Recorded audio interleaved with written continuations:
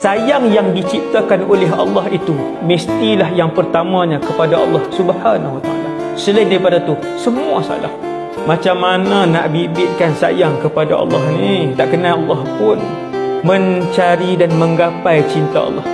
Tuan-tuan dapat, tuan-tuan tak heran dengan harta, tuan-tuan tak heran dengan dunia, tuan-tuan tak heran. Bukan tak heran tu maksudnya kita tak mai kerja dah, tetapi kita mendahulukan Allah. Bila Allah kekasih kita, kita lintas sikit je. Tuan-tuan lintas harta durian pun Allah kata Allah Ta'ala akan bawa. Lambat ataupun cepat, yang tu jangan condemn.